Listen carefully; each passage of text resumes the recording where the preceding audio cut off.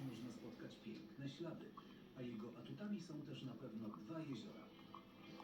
Serwujący głównie kurczaki lokal Chicken Go prowadzą żnienie Anna i Tomasz. Wcześniej mieliśmy gospodarstwo rolne. Prowadziliśmy to razem z dziećmi, z rodziną.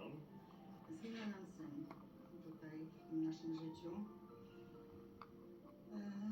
Syn miał przejąć gospodarstwo. Plany się pokręciły, pokrzyżowały. Tragiczna śmierć praktycznie na chwilę zawaliła świat naszej rodziny. Nie życzę nikomu przeżycia.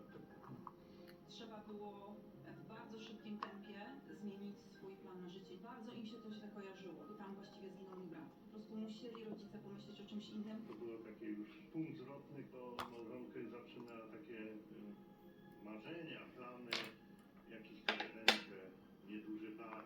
Chicken Go otworzyliśmy 15 sierpnia 2020 roku. Lokal od samego początku miał ściśle określony charakter.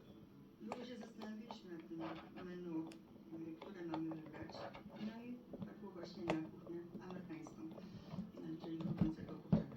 Kurczak w chrupiącej panience był rewelacyjnym pomysłem i na początku się rewelacyjnie sprzedał. Zatrudnialiśmy 14 osób.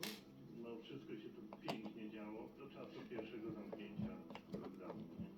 Dodatkowo w Żninie, w odległości kilometra, otworzyła się duża międzynarodowa sieć fast foodów, co znacznie obniżyło nasze zyski. Wtedy goście zniknęli.